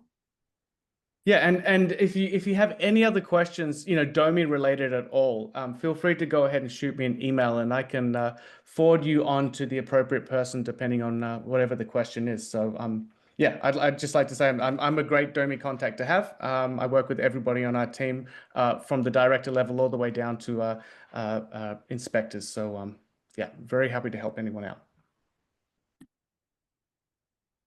I have my hand raised, but I don't know if you see it, but the EJ screen data is still available. If you Google EJ screen alternatives, the University of California has it up. There's a bunch of institutions that preserve that data. So it is actually still accessible. I know that they took the LEAP plan down, so Yeah.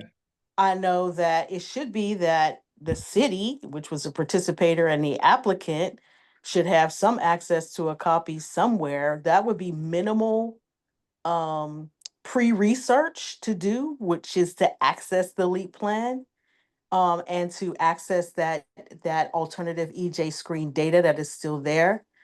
And I guess to consider that there's a possibility that folks in the Hill may say, we don't want this if it doesn't have the things such as wheelchair access and the uses that were laid out in the LEAP plan. If it's not going to benefit our folks, there's a possibility that a significant number of people may say, we don't want this. Yeah, great insight. Thank you, Bonnie.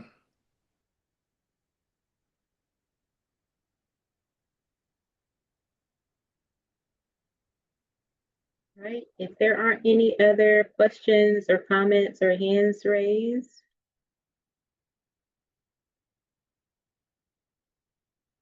Then we can move on to the next project for presentation. Thank you, Domi and Allie and Duquesne Light for the presentation. And so it sounds like there are some follow-up conversations to be had and some additional homework to do to support those conversations. And so you all have the contact information for each of the RCOs. And we would be happy to also be in those conversations or help to shepherd those conversations if it's appropriate. Awesome. Thank you so much for the opportunity, everyone. Thank you, everyone. Thank Appreciate you. it. Bye. Right. The next presentation is from Alina and Todd Keebler for 2018 Fifth Avenue. Great. Let me share my screen here.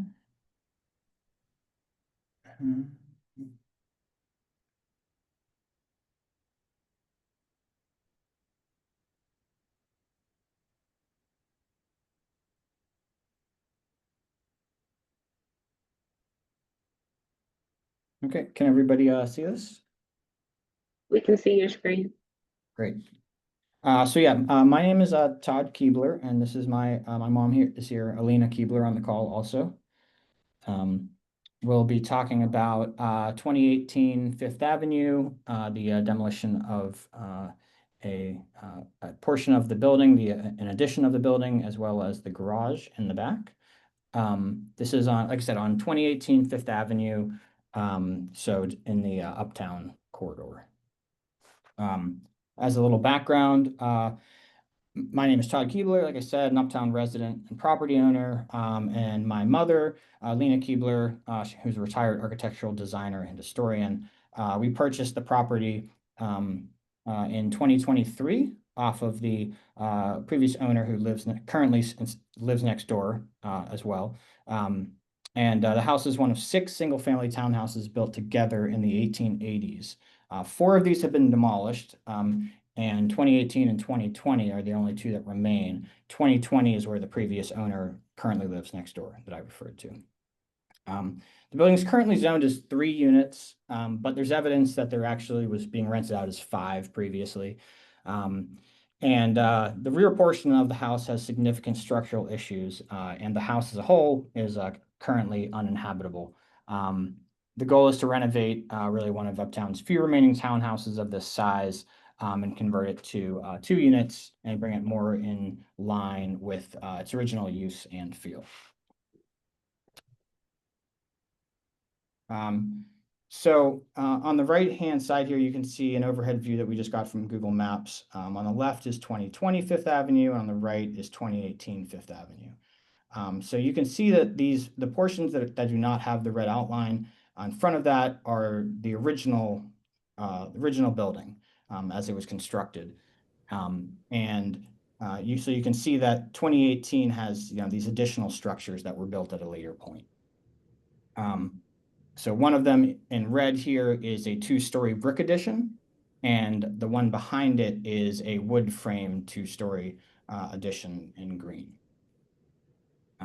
And so, yeah, due to lack of maintenance over the years, plus a fire that was started by squatters, there's additional problems with the foundation, the masonry walls, and the floor structures as well, which have now begun to fail. We did seriously consider restoration of it, but due to the complexity and a number of contractors just looked at it and didn't even bid on it, and those that did provided very high prices, making it really just not reasonable. If the masonry restoration was taken on, in addition to that, there would be additional costs of actually restoring it. So the price that the masonry contractors provided was really just for the restoration of the masonry aspects, but if it was going to be included as part of restoring the house as a whole, there would be all the normal costs that would go with that as well, because it is currently burnt out. So you can see here, this is the masonry addition that we referred to. You can see up here that the power lines into it were melted through during one of these fires, and you can see many of the windows and sills were all burnt out as well. As far as the brick and the foundation, you can see this large crack right here in the bricks, which is indicative of a failing foundation, that all the bricks then start to fail because of that. And you can see here on the right-hand side, this is the actual foundation itself, where it's significantly crumbling, and the entire facade has fallen off here too, that you can't even see anymore as well. So the compromised floor structure, if you were to draw a straight line across here, you can see that this masonry section here is not straight. And from this point up, you can see that cracks start to form. So they start here and then they start to go up further. We actually believe that the reason for this was from this fire escape here. I believe that water started to penetrate at the transition here as it goes into the building, and then caused this to erode significantly. Again, there's kind of 2 separate issues. There's the fire issues, then there's also the masonry foundation and bricks failing. The wood frame addition was also significantly damaged by the fire. You can see here that there's a hole in the side of it. And here are some pictures of the insides where the fire damage is pretty evident. So, and I mean, the other thing I didn't mention before as well is in addition to the masonry cost, in addition to the interior renovation cost, there also would be the kind of fire mitigation, where special treatment would have to be done to seal in the fire smell. Otherwise, apparently for years and years, it'll smell like fire inside the house. So that's an additional significant cost. So just some more pictures of the fire damage inside. And actually, all of that floor is very spongy right now because the floor joists are so rotted and water damaged. Yeah. So again, that was just to go back here to the beginning. That was the first portion we were looking at in red and green, which were the additions of the original house. And now we'll look at the garage here that we're also interested in demolishing. So the current concrete block garage, it doesn't span the entire width of the property. It's actually only 17 feet wide inside. Because of this, only a single car can be accommodated there. And an interior load-bearing wall was removed, which started to cause the roof and the roof structure and various other things to fail as well. The concrete pad inside the garage is also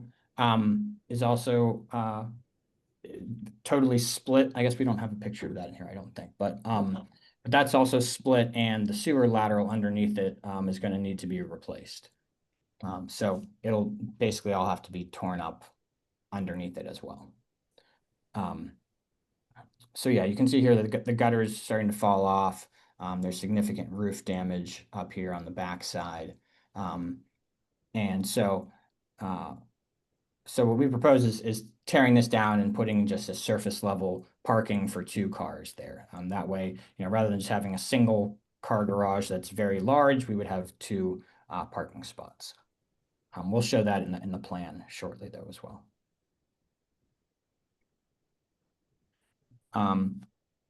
So for the reconstruction plan here, we would have the wood framed and the masonry additions. Those are the portions that would be demolished. We would leave the foundation, the foundation walls along the property line, and then create a permeable pea gravel patio for tenant use. The decks and access stairways would be added for improved egress right up here in the orange and yellow sections. Then that would be within the old structure's footprint. Currently, the units do not have 2 means of egress, which is problematic. It's a fire hazard. And so we would provide decks in the back with stairs down to the ground so that people can get out both through the front as well as the back of the property at both levels. Yeah. And yeah, as I mentioned before, the garage would be demolished, and the lower courses would be left to contain a 2-car permeable parking surface. And so this would, absorb rainwater, so add to the, or I guess take away from the strain on the city's sewage system as well, which is one of the kind of tenets of the Uptown Eco Innovation Plan. And so the original house structure, the masonry structure will be renovated into 2 units, a 1-bedroom on the first floor and then a 2-bedroom on the second and third floors. And so this again would be taking it from the sort of previously used as 5 units, legally used, down to 2. What it was let me explain, Todd. Legally, there were 3 units, but each unit had been subdivided so that, and little kitchens were added to create a subunit of sorts illegally. So here you can see the proposed floor plan for the first unit, which would be Unit A here is shown in yellow. This on here on the right-hand side is 5th Avenue. So the entrance would be here at the top to the first floor. Tenants, the green section would be a shared space between the top unit and the bottom unit. And so then the bottom unit on the first floor would have a kitchen and a dining room here, and then a living room here on the right-hand side, and then a bedroom with a bathroom in the back, and then a hallway that leads to the deck in the back that we referred to. And the basement would just have a small area for washer and dryer.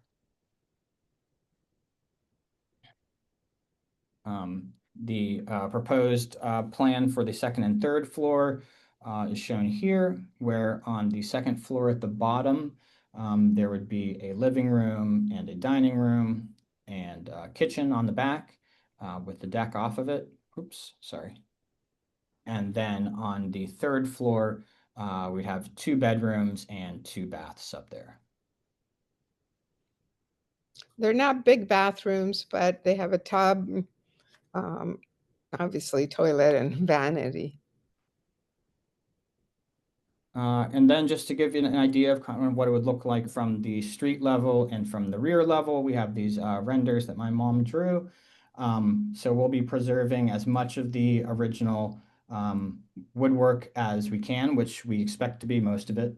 The only thing really that's going to change is going to be adding this structure here over the 3 windows, because currently this is just a large panel, and so this would be to sort of bring it in line with the old design as it originally once was. And over here on the left-hand side, you can see that some of the colors that we plan to use, which are all traditional, colors from this time frame. And the front of the building is currently painted.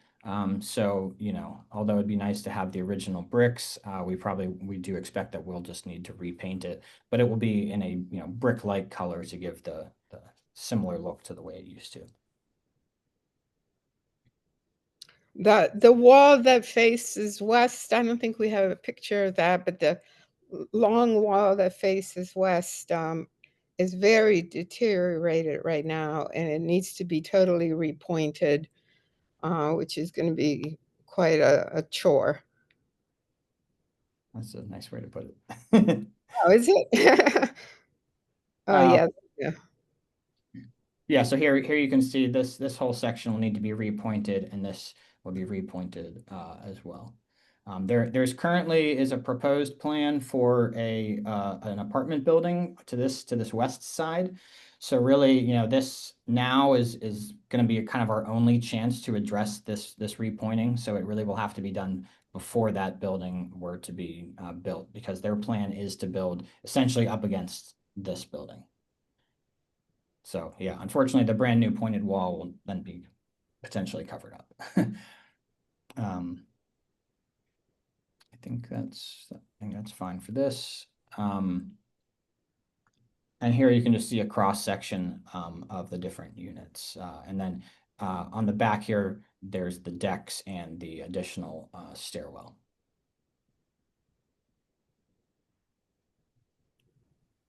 As far as the Uptown Partners, the Eco Innovation District considerations for energy efficiency, we'll be adding significant amount of insulation to the walls and roof where there currently is no insulation, and we'll be using high efficiency HVAC units, as well as energy efficient lighting and appliances. As far as water and efficiency and storm management, the ground permeability, like I mentioned before, will be increased significantly. And, we'll be using water saving plumbing fixtures as well. As far as affordable housing, unfortunately, due to the high renovation costs, the apartments will be listed at market rate prices.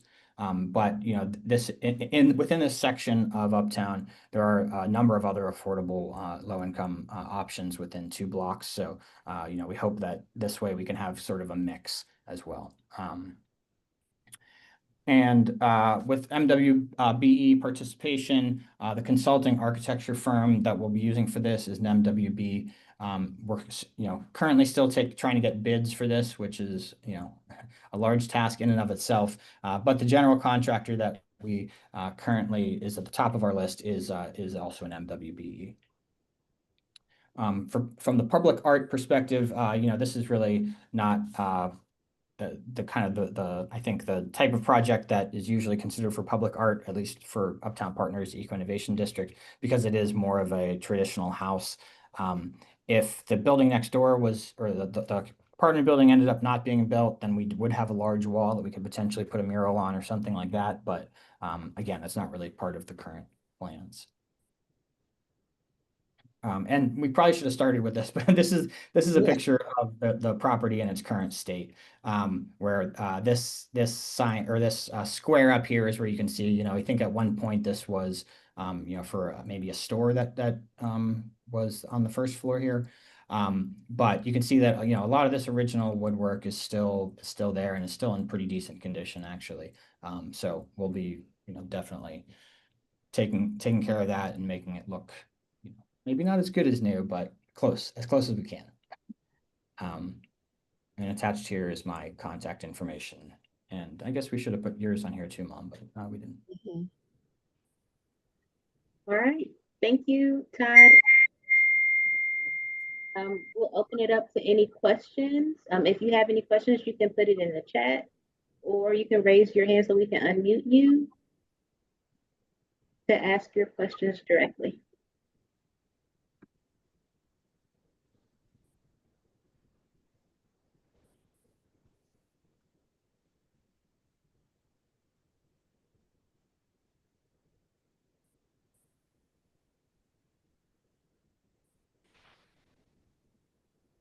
I don't know how to pull up the chat in my current view. I can't. Is there anything in the chat?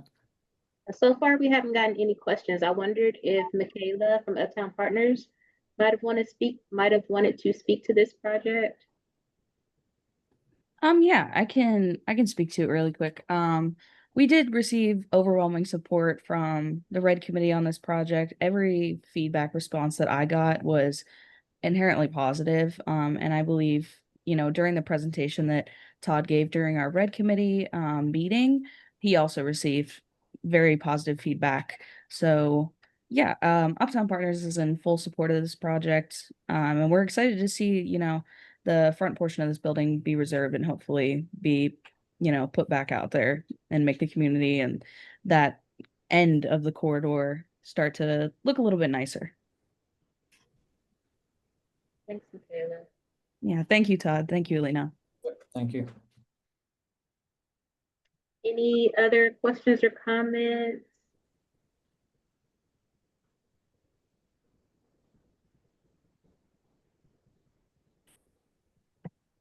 I see someone with the iPhone with their hand raised. This is Tyann Battle. I just want to say thank you to the developers. I'm a Hill District resident, and it feels good to know that we are getting investors to reinvest in the residential area of Fifth and Forbes. I appreciate the work that you guys are doing. Well, thank you. Todd lives a couple doors down, and we fixed up his house about 5 years ago. And so when we heard that this one was for sale and we knew what had been happening inside that building for a while, we were eager to do it. Maybe a crazy thing we're doing, to be honest, but we'll see. Yeah, I had a relationship with Jean McNutt for many years, so I know she would be happy about it. But one thing I would just suggest that I know that Uptown Partners deals with all of the development on Fifth and Forbes. But if you can reach out to the RCOs in the Hill District, we would love to know what's going on and, you know, try to support you guys the best way that we can. Great, thanks. Yeah, we'll definitely we'll send this document to everybody, make sure everybody has and give our contacts there as well. Okay, I'm sure Sharonda will be able to share that as well. Yeah, that'd be great. Thank you. You're welcome.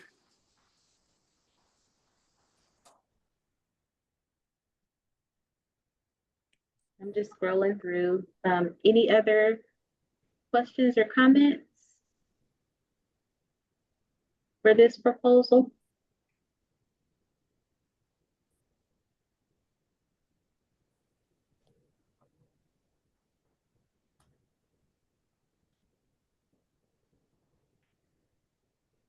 All right. I don't want to miss anybody. But I think that may be all of the questions and comments that we might have received for this proposal. So if there aren't any other questions or comments, we can go ahead and wrap up the August Hill District Dam. Thank you all for joining us and thank you all for participating. I can definitely send out the presentations that you all saw this evening directly to you all and make sure that the appropriate connections are made to the RCOs for each of these projects.